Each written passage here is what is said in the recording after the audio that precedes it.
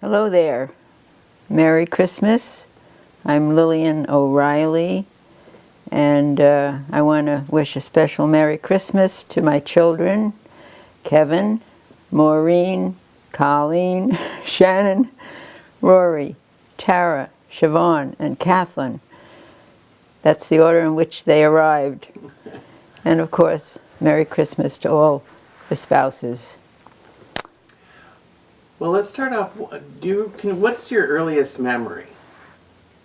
Or one of them? Yeah. Well, I remember when I was 3 years old, and we lived in Astoria, Long Island, which is part of New York. And it's not too far from Manhattan, actually. And my brother and I were playing, and we were in the yard, and Mom said, well, just don't cross the street. So, of course, what did we do? We crossed the street. It was because it was kind of busy. And so, of course, we got into trouble, and Mom tied me on. She, somehow secured me so I couldn't go across the street, and also she didn't give us any lunch. So we were really punished for that. And that's the earliest. There are a few other things I remember from that same era, but that's kind of the funny one. What year were you born in? 1925. And today is December 22nd, 2014. Yes, sir. Closing in on the big 9-0. Wow. Can you describe the members of your immediate family, your siblings and your parents? What were they like? You mean the truth? No. Yeah, the truth. Well, my mom had been a dressmaker, and Her name? Lillian. You want her like her maiden name, or? Both. Yeah, Lillian Umstadter. And then my dad was Julius Scheidler, and he was a mechanic. And my sister, Catherine, and we share a birthday. I was born 5 years after her, so of course that was always pretty special. And your birth date is? October 16th. And then, of course, my brother, the one in the middle who was always in trouble. And anyway, I think we had, because it was a struggle during those years, but I remember having a happy childhood, even though I was kind of tormented by my brother. I still liked him. What ways did he torment you? Oh, let me count the ways. Well, I remember one thing in particular. He would be sitting on a bench or something, and I'd be there, and he'd begin throwing little rocks at me, and he'd say, make me jump. And then he'd say, well, if you don't jump, God's going to get you. All that kind of stuff. He had a paper route, and I was his helper. I think I ended up delivering more papers than he did, but he got tickets to the movies because he was a paper boy, and he would take me with him. So that was fun. We enjoyed that. So, to describe the personality of each of your immediate family members, he was kind of a troublemaker.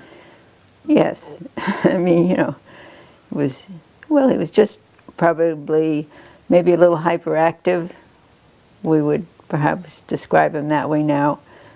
And just always, very mischievous. My sister was very beautiful. I always was a little jealous. And she was kind of prim and proper. My father he was kind of a comedian, and he loved dressing up in drag, or he'd be the parish priest or some other weird character. And I know it used to embarrass her. I thought it was pretty funny.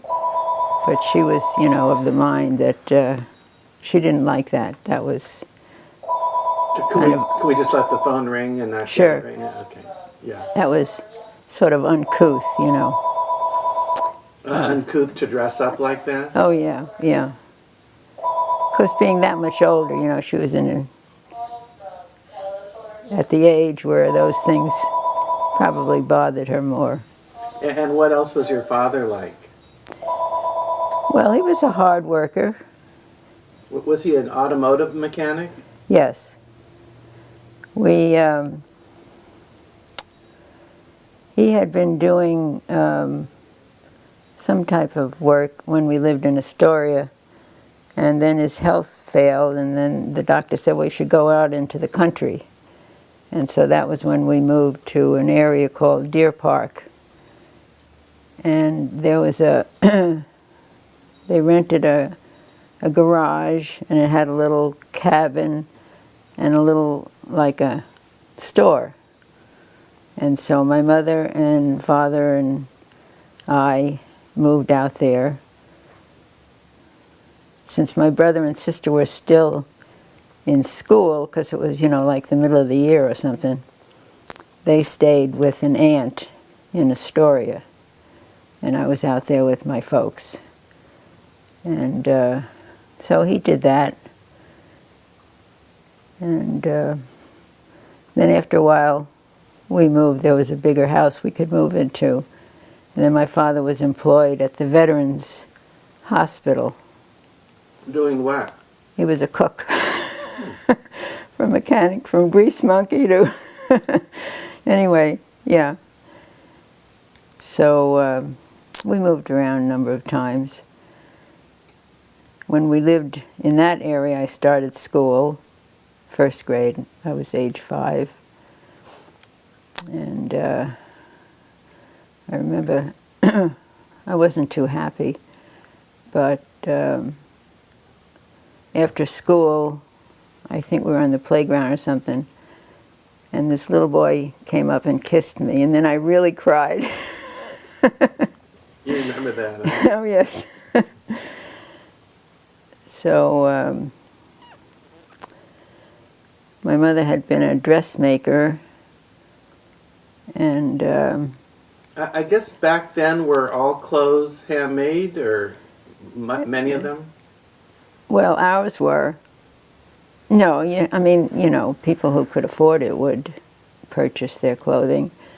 And we did have some relatives. My father's brother was pretty well off, and we'd get these hand-me-downs that Mom would, create clothes for us. I mean, it was incredible. I was so, maybe not at that moment, but I mean, thinking about it, I was very impressed that she was able to make us really lovely outfits out of these things that were handed down. And let's see, what else? Well, and what was your mom like? Well, Mom was pretty strict. There was no fooling around.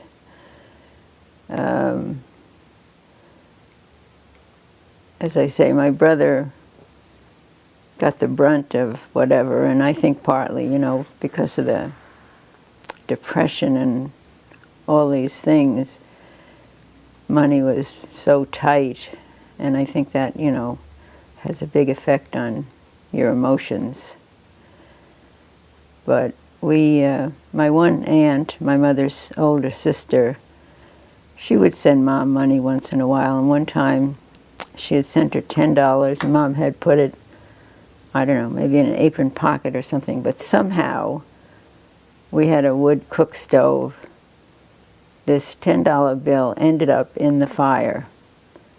And I remember it, but Stan said he, to this day, remembers the emotion on her face.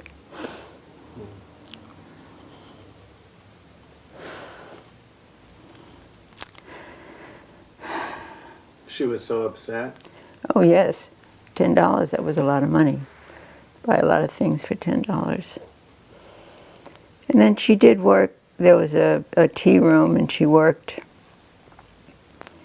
there for a while. She did some house cleaning and things to help supplement the income. And the amazing thing I think about that time was it didn't matter what income level you were at, you could always afford a place to live. You know, it was amazing. Not, unfortunately, not like it is. I mean, today it's a nightmare if you don't have a decent income trying to find a place to live. Was it a struggle to get enough money for food? No, we had enough, to do that. And of course, Mom always had a garden and canned, and was very frugal. She did a lot of things. As a matter of fact, A&P was the first market that was like a supermarket, and they began demonstrating, like macaroni and cheese, and Mom was one of the first ones that did that in the store. She demonstrated it? Yeah, yeah. Was that a new concoction, macaroni and cheese? I guess it was in the box, Not that it was not, people wouldn't make it, but, something that was all kind of put together and ready to go. No Trader Joe. Yeah. What did you typically have for breakfast, lunch, and dinner? Or what were some of the menu items, and what are they today for you? Well, as I recall, we'd have oatmeal and I guess eggs once in a while, because we always had chickens. And then, when the chickens stopped laying, they ended up in the soup pot. Mom was always the one that did the butchering. My father he was kind of a softie. So what would you have for lunch and dinner? Well, in going to school, of course, we had sandwiches, and Like what type of sandwiches? well, I remember we would have cucumber sandwiches, and I don't know, just different kinds of things that the other kids didn't seem to have. They were always willing to trade sandwiches with us because we had really interesting, good sandwiches. I went to Catholic school, graduated in 1938 from the 8th grade. New York had regents, so you would have to, I think in the 7th and 8th grade, there were regents that were required in certain, like English, math, history, I don't know how many others. And I was so upset because I got 100% on my math test, and that was the year they stopped giving out awards. I really felt cheated. Anyway. So what did you do after school, like in your free time? Oh, we went out and played. You'd kick the can, hide and seek, ring alivio, which I can't even remember now what exactly that was. Ring alivio? Yeah. Have to look that up on the internet. Just stuff like that, You play baseball in the sand, in a lot, empty lot. And I grew up in the country, so we were free to just go as long as we came home, in time for dinner. Then my mother had this whistle. I mean, she, not one you blew, but her own self, she'd whistle. And we heard that, and we better get home. And we did. Did you read much? Well, yes, I did. Do you remember what you read? I remember reading Gone with the Wind. That was, well, you know, I would have been then about in the 8th grade. And probably read, you know, the Bobbsey Twins, and those were a series of kids' books. And I don't know.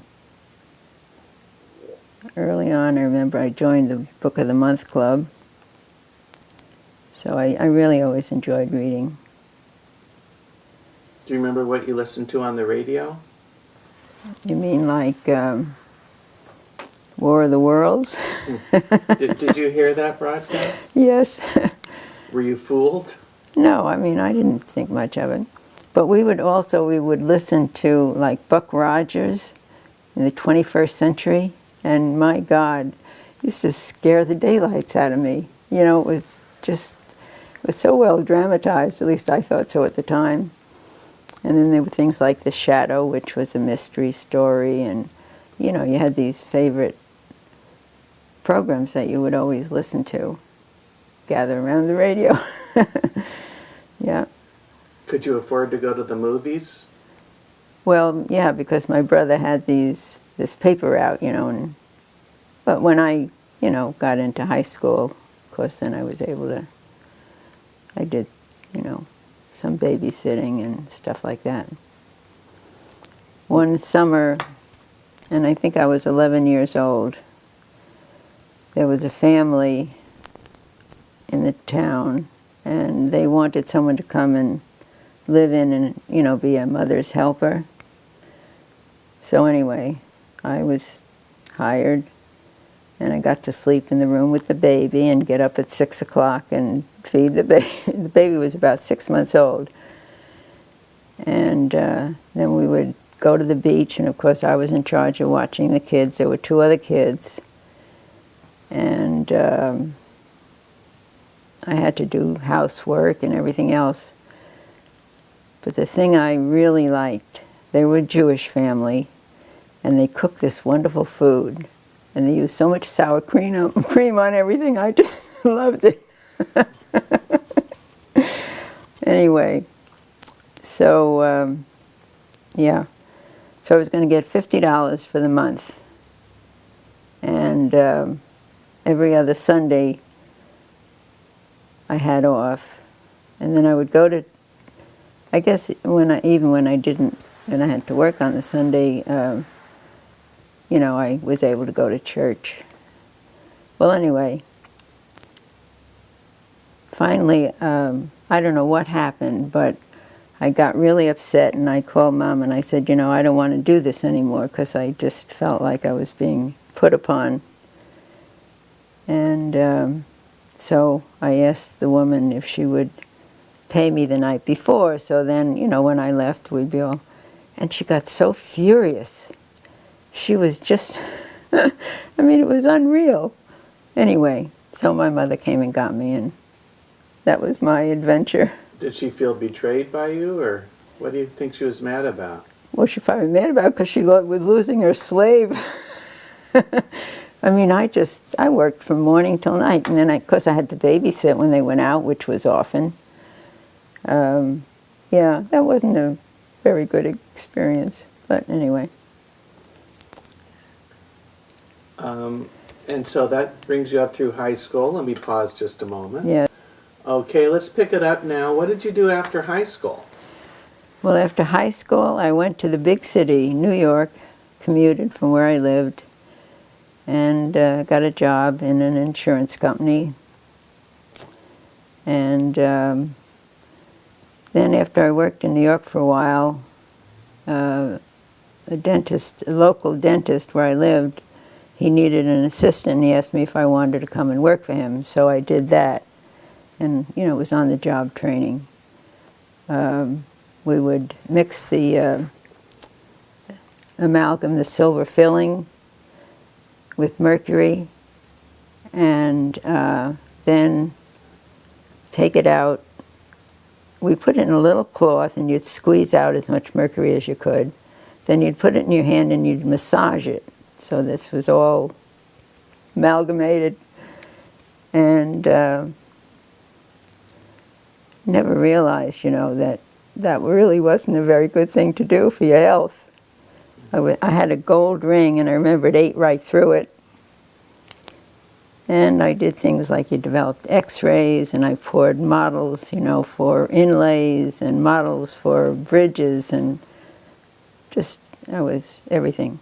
Did you like living in Manhattan, and were you living in Manhattan? No, not at that point. Then I worked for the dentist for a while, and then I decided I was going back to New York. And then I lived in Greenwich Village with 2 other girls. And of course that was during the war. And then I got a job with another insurance company. And, well, we had a lot of fun. I mean, there were a lot of sailors, soldiers around, and you'd ride the subway late at night and never even give it a thought. It was a totally different time. There was A thought about danger? Yeah. What did you do in the evenings? Did you go out dancing or drinking? Both. Both. What type of dancing was it, and music? Well, you had the big band sound, Frank Sinatra and all those wonderful Glenn Miller. And there was a Glen Island Casino, which was a big place to go dancing. And anyway, then... But what was the name of the dances?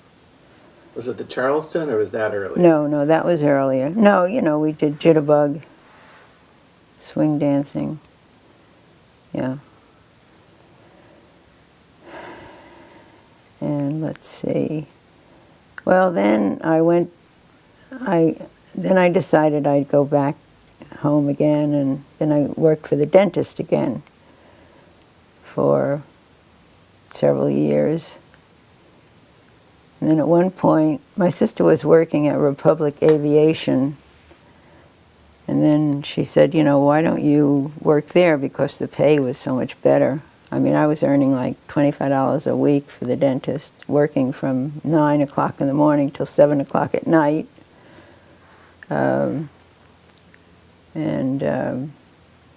So I did that then, and I was there when the war ended. I was also there when, Roosevelt died, which was such a shock. I can see it now, everybody's just dazed. What was the war like for you at home? Did you follow the news? Well, sure. My brother was in the Navy, and, there was... My brother-in-law had been... He was drafted, and actually he ended up here in Santa Barbara because he had a problem with his ears. And where the municipal golf course is, that was Hoff General Hospital. And they were, their specialty, I guess, were hearing and other things, but hearing in particular. And as a matter of fact, he had met, what's her name? The famous deaf lady. Famous deaf lady? Deaf. Oh, deaf. Oh, Helen Keller? Yes, yeah. Oh, huh. Right. So after the fact, after I lived out here, I said to Ray, why did you ever go back to the East, Because he was already married to my sister at that time. Well, I know when we entered the war, a little while before, it was controversial whether we should enter the war or not. Did you have any feelings about that? Well, I was so young, I think I just didn't even think much about that. No, but I certainly remember when it started. A Sunday morning, I remember I was in the living room and heard the broadcast about that. About Pearl Harbor? Yeah. That must have been a shock. Oh, it was something else. You didn't know Bronson then, did you? No. I didn't meet him until 1948. Was there a question of whether we would win the war? Did you think you might be under Nazi control? No, I mean, oh no, never. No, we had great faith, I think, that, that the folks in Europe, and with our help, they were going to succeed in winning the war. because the Japanese situation was entirely, well, you know, because we weren't in the war really until the Japanese attacked us. And there was great controversy because Roosevelt wanted to supply ships to Britain, but the Congress wouldn't approve it.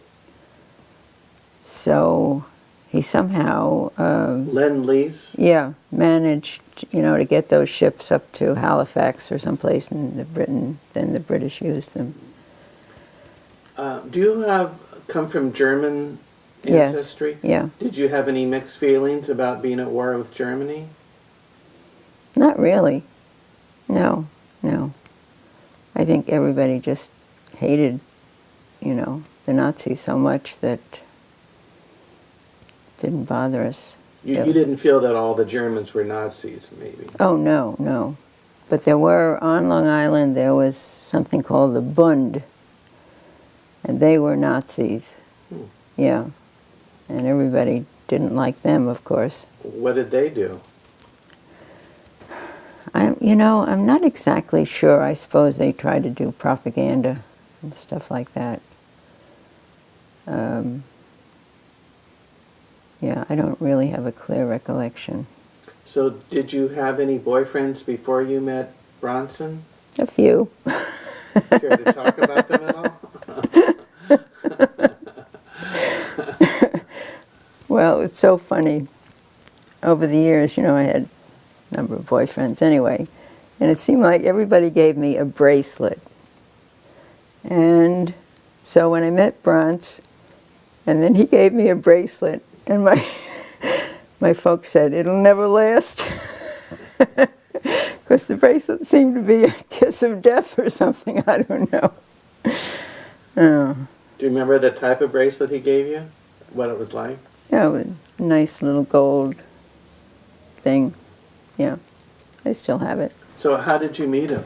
And what was he like when you met him? Well, I went to Shelter Island with a couple of friends, girlfriends, and the one had been there with her folks a couple of times, and she said, you know, so anyway, we, you know, went out there, stayed in a hotel, and as it happened, well, I was out there before I met him, but this particular time when we went out, he was the bartender in the hotel because he had just finished college. And the woman who owned the hotel, which was a friend of his, asked if he'd come and, you know, tend bar. And he said, well, he didn't know anything about that side of the bar. And he had this book in the back, you know, he could go and he'd look up the mixed drinks and stuff like that. So, you know, we girls, we go down to the bar and have a drink and whatever. And What was your drink of choice? I liked beer. And he always said, he was impressed also because most girls, when someone else was buying them a drink, you know, they'd order something fancy. Well, I just ordered beer because I liked it. Yeah. And so how did you meet him? He was serving drinks? Yeah, right. Well, I don't know, we just got to chatting and stuff, and then at that time I was going with someone else, and that young man came out to where I was living then, and I said, oh, let's go to Shelter Island. So we drive, you know, to Shelter Island, and we go to the bar, and Bronce is there, and then he's about ready to leave for the afternoon.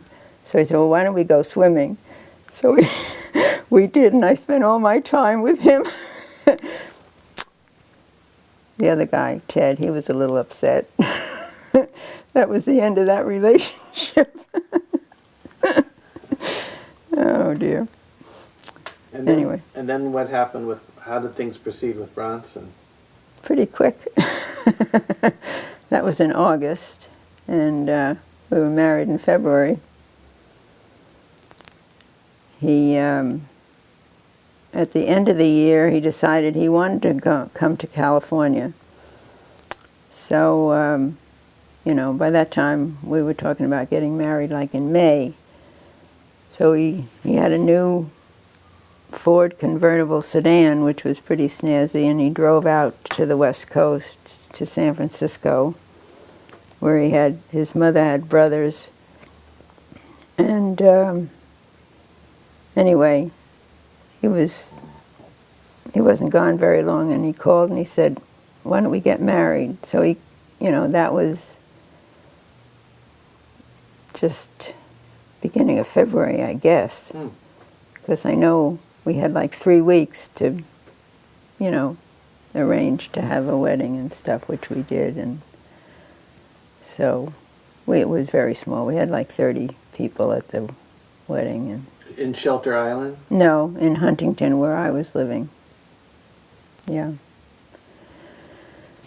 Yes. Were big weddings not a big thing then? Well, certainly not like you have now, but no, most people had, I would say, larger weddings. But I wasn't that interested. And then can you tell me what happened leading up to Kevin being born? Well, let's not get nosy now.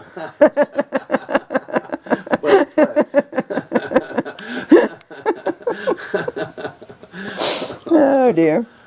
Anyway, well, we lived out we were in San Francisco, and then Browns was going to go to law school at Santa Clara, so when, like in September we moved there, and he went for about a month or two, and he didn't like it. So then we went to Los Angeles, and because I worked in these various places while we were there, and anyway, so we're in Los Angeles, and we had put up a Christmas tree and whatever. And then the next day, Brian says, "Well, how about if we go home?" And I said, "Okay." So we packed up, and we left that day and went back east. He didn't feel settled in L.A., or why did he want to go back home? Well, I think it wasn't exactly what, he was thinking about doing at that time. And then I was pregnant, so. It's nice that he tried something but felt he could go on to something else. He tried law school, but it didn't click. Huh? No. I mean, what's the point in doing it if you hate it? Right. I think it was too cut and dried. And his mind was always working, creatively, and I think that wouldn't have worked. Maybe if he had eventually become a trial lawyer or something like that, maybe that would have been interesting, but he could not stand the business of learning all this stuff, and yeah. Because he had gone through college in 2 years,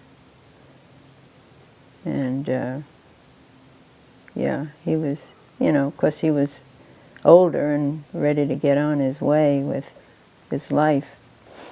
Okay, I'm going to pause a sec. So, tell me about Kevin being born. Well, then we were living on Shelter Island in the home that Brantz had grown up in. His father died when he was like 14, and then his mother died shortly before we met, so I never did get to meet her. And so anyway, we're in that house, and being on an island, and then the hospital, you had to call out the ferry. Well, I mean, you could go on the ferry, but of course, being a first child, not knowing what to expect, I'm beginning to feel some pains and things, and I think, well, we better go. So you have to call out the ferry and, get you over there. By the time we got on the other side, I just didn't feel like I wanted to go to the hospital, so we went to a local bar and just spent time in there. I didn't drink anything, of course. And then eventually went to the hospital, and I think it was almost 24 hours later, and Kevin was born. Now, that hospital had been an old house, and there were parts of it that were still being used as the hospital. They had built parts onto it. And in the labor room, they had these weird windows that kind of leaned in, And this nurse that was sitting there with me, honest to God, she was terrible. She just sat there. She never said anything. She just, oh, it was awful. Anyway, Was it a long labor? yeah. So finally, as I say, he was born like 5 minutes after midnight on the May 16th, 1950. Did it become easier giving birth by the 8th child? Yes. Well, at least you knew what to expect. No, I mean, no, well, I always said she was premature because she came 3 days early. That's Kathleen. All the others were like 3 weeks late or whatever. So then we stayed on Shelter Island until, well, Bronce then was working for the Suffolk County Health Department, and he was an administrative assistant to the commissioner. Now, they didn't have that position, but somehow he got them to create it, and they hired him. And so he did that. And then when Kevin was just about a year old, we moved to Washington, D.C. because Bronce had a job then with the, what division would that have been? In the government. Anyway, he was in charge of allocating the metal for cans because there was still, you know, limited amounts of certain things that were available. I think it was copper. And as an interesting part of that, at one point there were 2 young guys in Yonkers, which is part of New York, who had designed this aerosol can. And the thing was, it used less of whatever that element was that was in short supply. But the thing was, you were not supposed to give any metal to anybody that wasn't already in business. Continental Can was the big manufacturer of that stuff.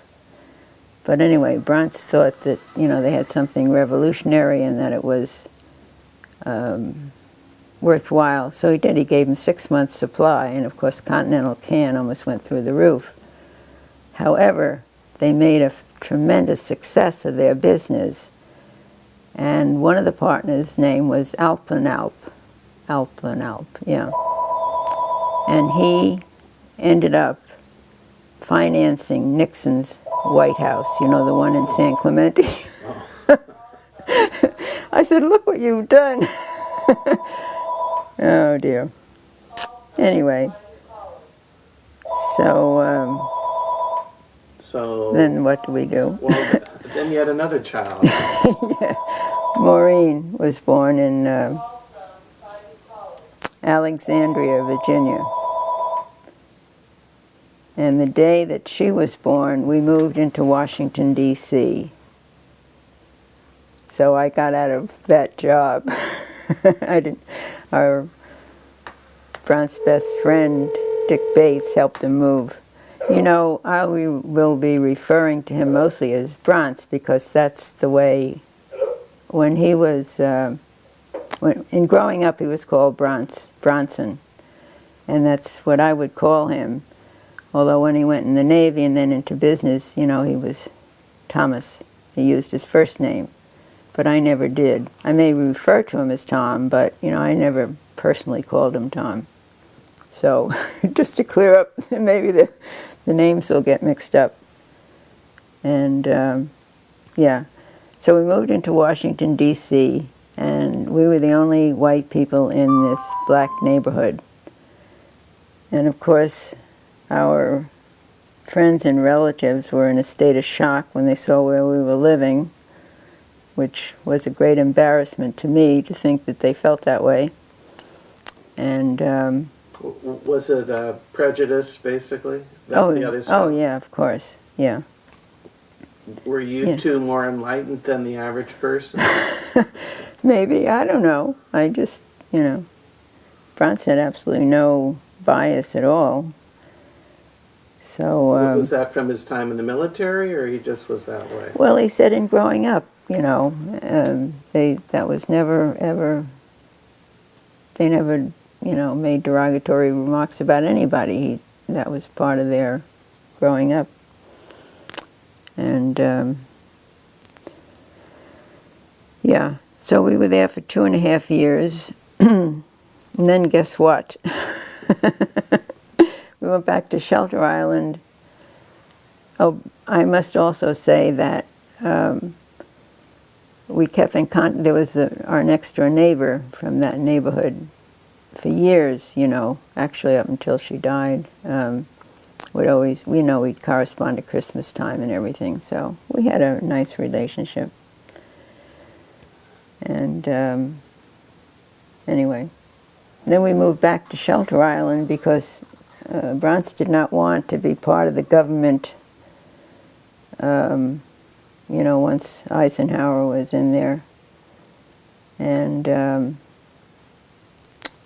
he had been offered a job on the Hill and at the Pentagon, but he was interested in just starting his own business. What did he not like about Eisenhower? Let me count the ways. Well, I just think the whole philosophy, you know. Which was? Well, you know, you're not that interested in the common man, and it's all business and whatever. You know, just the general Republican business-oriented philosophy. Not to say that Eisenhower didn't do some good things, but, you know, it would... Interesting how he was a businessman, but very liberal. Yeah. Oh, yeah. Right. So he wanted... Well, of course, where am I? What year? Yeah, well, Colleen was born.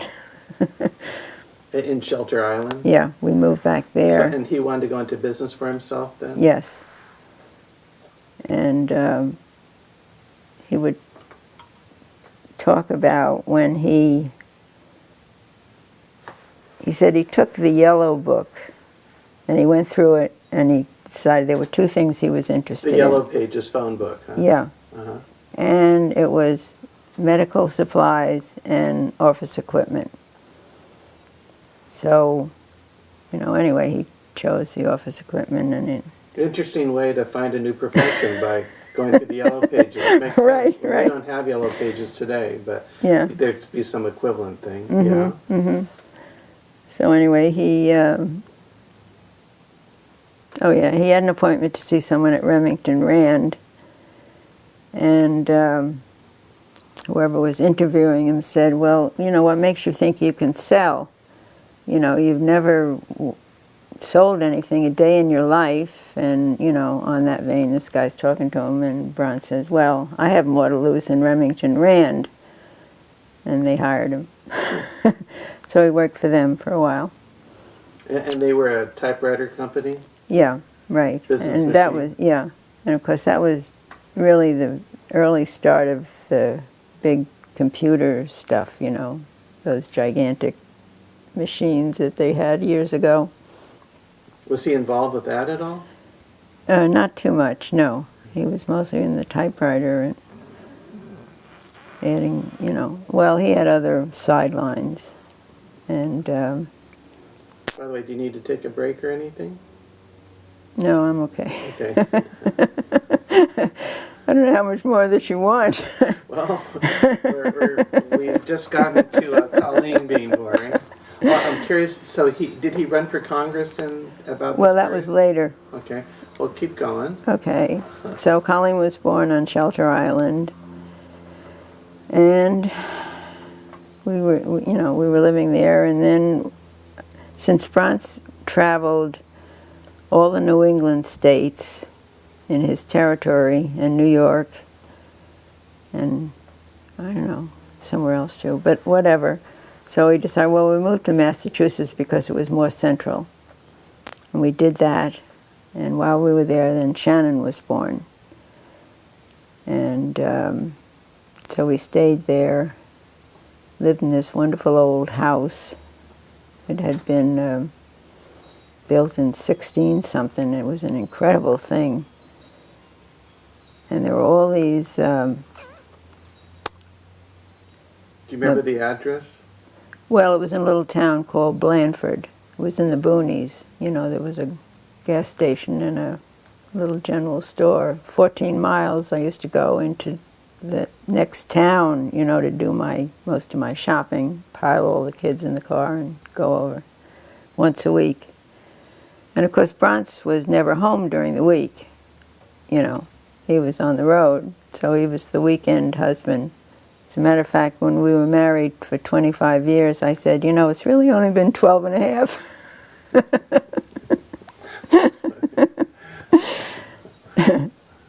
And anyway, then again we moved back to Shelter Island. And then that's where Rory was born. So 3 of the kids were born on the island.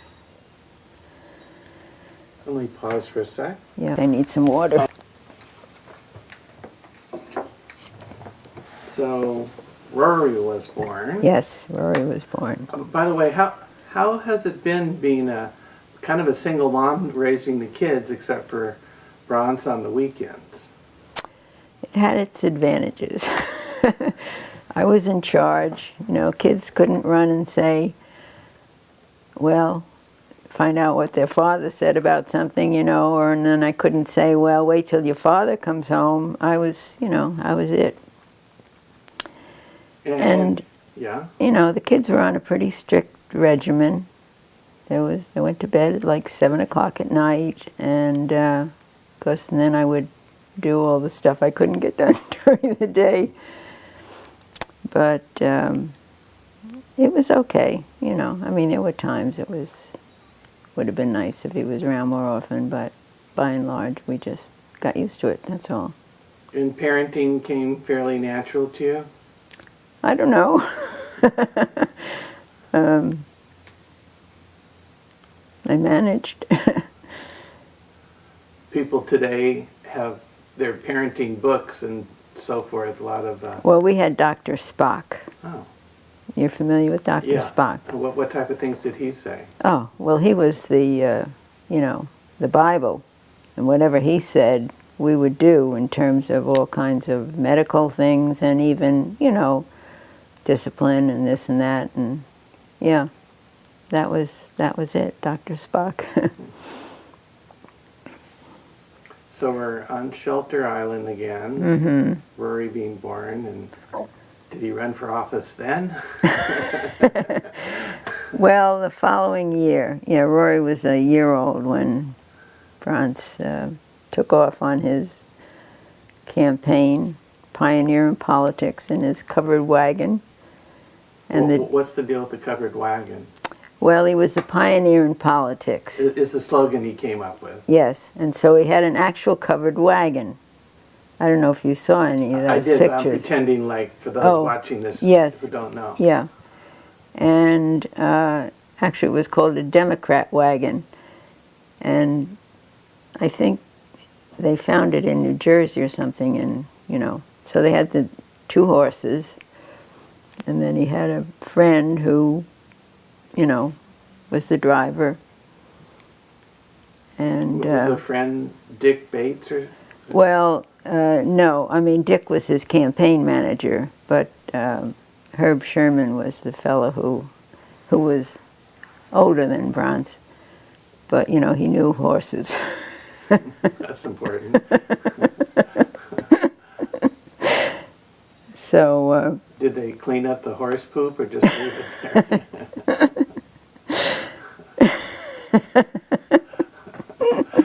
I guess they were going through some, you know, that might be mild. So, do you remember where we were at? Well, I think we were starting the campaign. Yeah. And the district was quite long. It included, of course, Shelter Island, and went up. It was like all of Suffolk County and part of Nassau. So that's a very big area. Well, anyway, it was interesting, but of course, He didn't win. Do you remember what his platform was? Well, he was he was very interested in, the big thing was the fact that Russia outstripped us in educating engineers. We had hauled this float from Shelter Island to Chicago to the convention in 1956. And on it was like a Russian institute and then a little American schoolhouse. So we pulled, we pulled this to Chicago. With the horses? No, with a car. And then parked it in front of the big hotel there. And in order to keep it there, Bronze had to bribe the cops. Every day I had to pay them off. Anyway, so as a matter of fact, Governor Harriman was the governor of New York at that time, and he came out and had his picture taken at it, and, you know, had a lot of interest. I mean, that was one of them. And also, you know, women's rights and just all the things that we're still talking about. I think he was ahead of his time in many things. As a matter of fact, he had a very encouraging letter from Eleanor Roosevelt, handwritten letter, which somehow...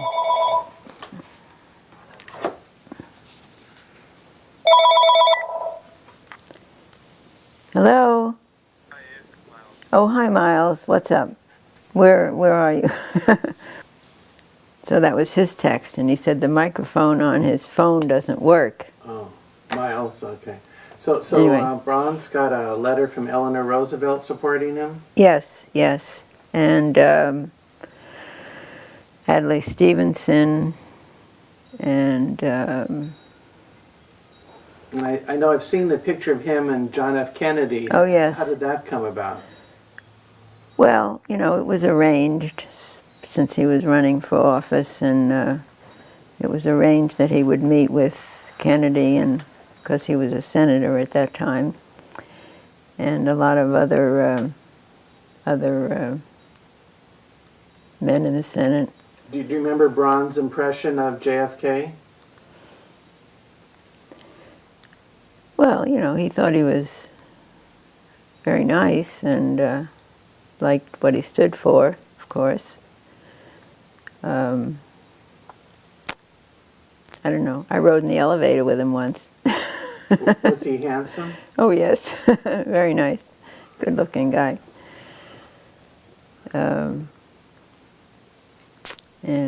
Let's see. What else? Was he disappointed when he didn't win? Was that difficult for him? I think so. Although, in more recent years, he said he was glad. He said he thought it was better that he hadn't won because he didn't know that his temperament would have suited him, you know, for staying there. For politics? Yeah, yeah. So then what happened? Then, being $16,000 in debt. Ooh. Yeah, right. And all of his suppliers had cut him off. And so,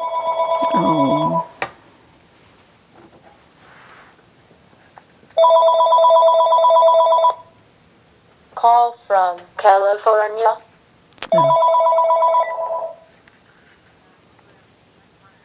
hello?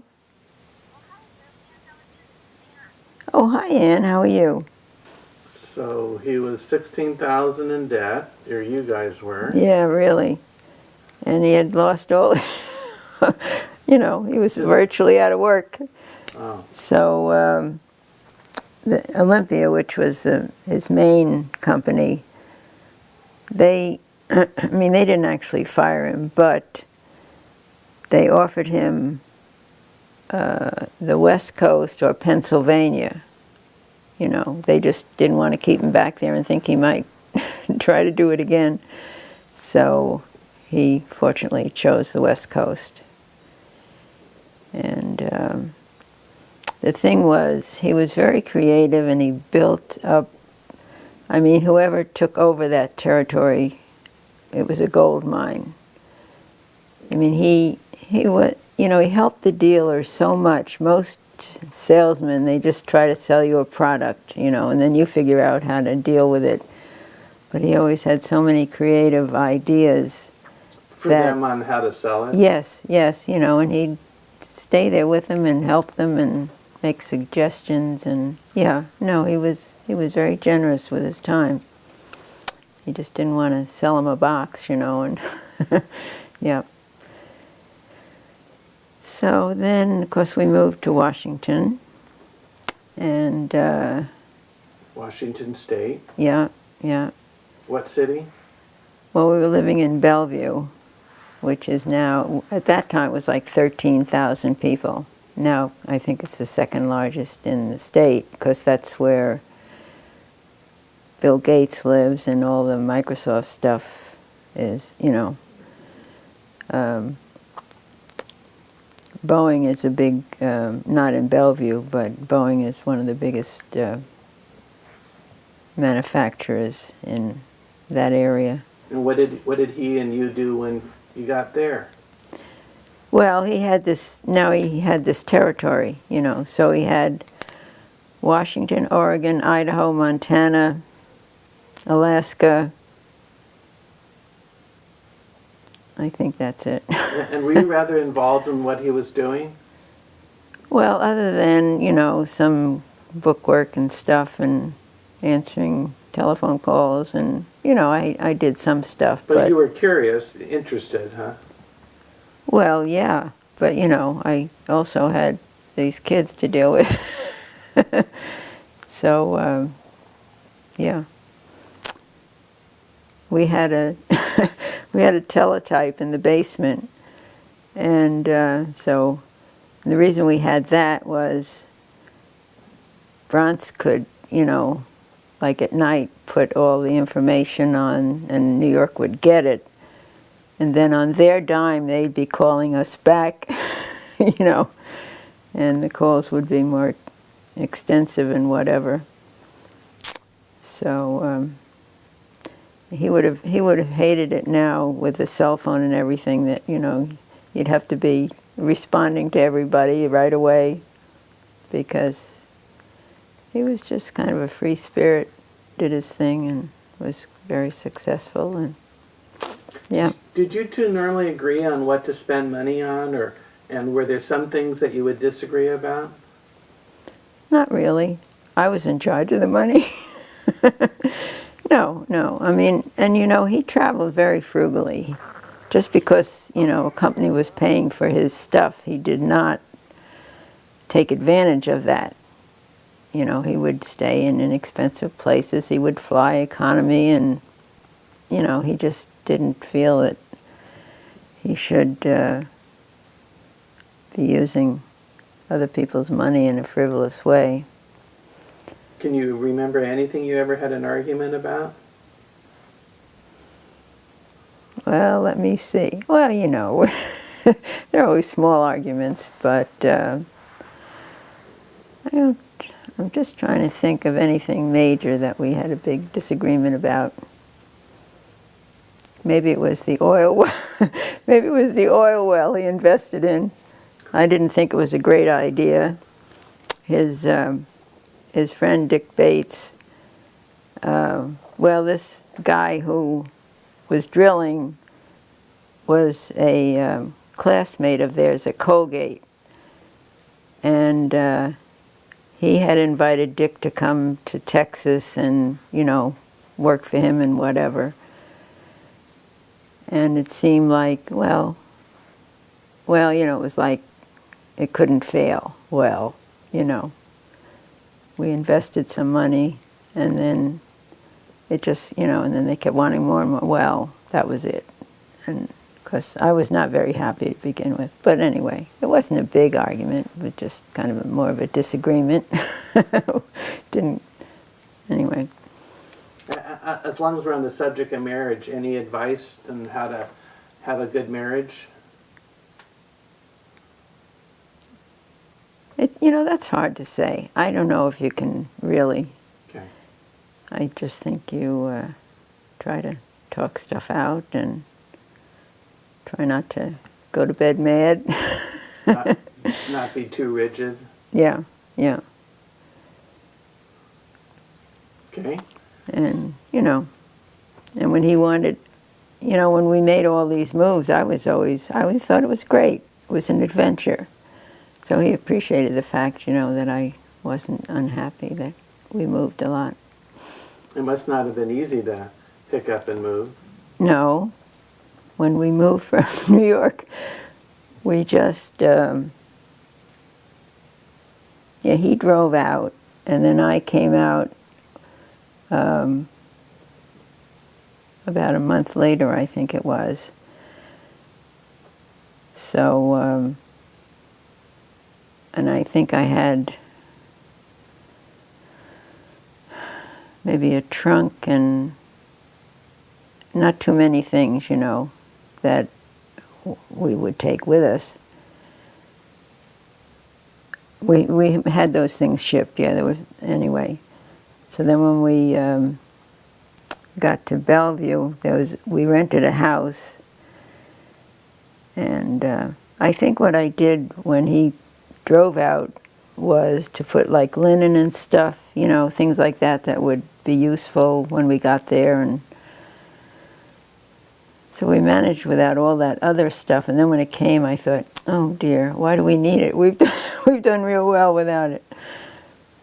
But, you know, we took very little, just more sentimental stuff and your clothes and some kids' toys. You bought new furniture? Well, we bought used furniture. I don't know that there's very few things at that time that we bought new. You know, I remember using like orange crates for end tables, things like that. You know, you just did what you needed to do. But we did pay off the $16,000. So that was a triumph. Yeah. And then who came along? Well, then Tara came. So there were 3 years between Rory and Tara. And thought I was home free. But glad I wasn't. Anyway, yeah. Then we had this Irish girl came to stay with us. She came from Ireland. We had gotten to know the parish priest there, and he became a friend. Anyway, he wanted his brother to come to the States, and his brother and Anne, the young woman, they were going together. So he figured if he got Anne to come, that his brother would follow, which of course is what happened. So Anne lived with us, and such a delightful young woman, and with an Irish sense of humor. Yeah, we became very good friends. And yeah, I always said, well, I think she helped develop Tara's personality because he was so great. Then a little over a year later, Siobhan came. And then Kathleen. She's 3 days, what is it now? 3 days less than a year younger than Siobhan, yeah. So those 3 kids were born in 2 years. It might have been easier to have triplets. And then shortly thereafter, did you move to Santa Barbara? No, we were there until 1964. Yeah. I'll just, okay, yeah. And that was, yeah, well, Tom was going to be working, had an opportunity to represent a company, and he decided he would do that.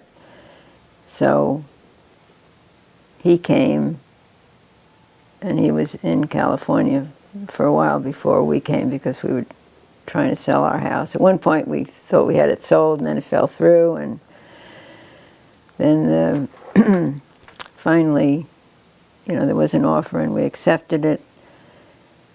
And there was a fence on the property that, well, no, it was actually what they called you know, it was like a rock wall that belonged to the neighbor. And we found out that the property line, actually, the whole block was off like about 8 feet. So our neighbor on this side owned 8 feet of ours, and we owned 8 feet, you know, down the line. So when we make this deal, now they tell us, well, this can't clear until, you know, you deal with that.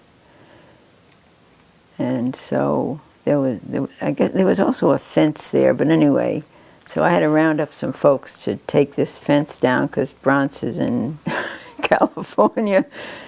And so anyway, he flew up, and so then we had like 3 days to move. It was a nightmare. And did you have this house, or where did you move to? Well, we didn't actually have this house, but Bronx had seen this house and thought it was, you know, the one that would be good because, as I say, in 3 days we were out of the other house and came down and spent a week looking at other places, but then did end up, you know, buying this house, which he had seen. And what's the address here? 218 East Padre. Santa Barbara, Cal. And Yeah. how did he choose Santa Barbara? Well, we had been to Santa Barbara a number of times. When we lived in, well, we came here on a honeymoon. When we lived in Washington, maybe once a year, we'd come, you know, to Santa Barbara.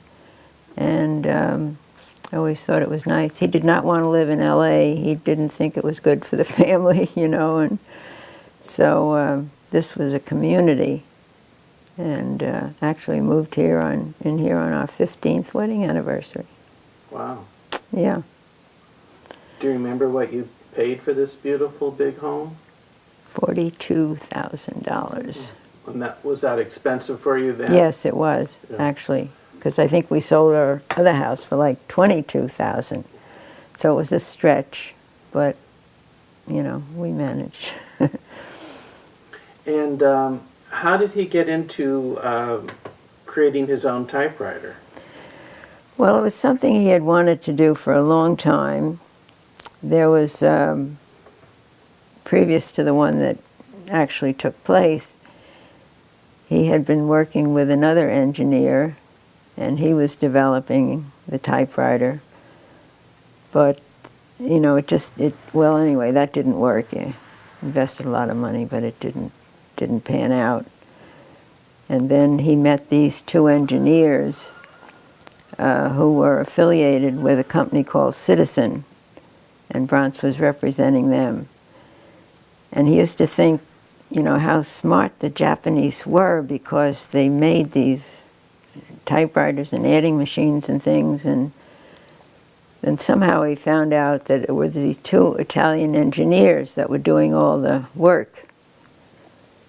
Because whenever Bronx would go there, they would send these engineers out of town.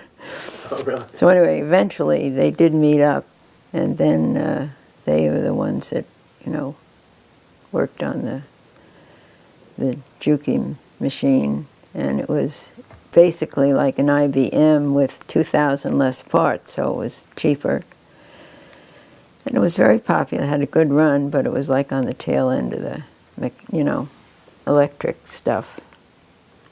Just before computers, huh? Yeah, or electronic, yeah.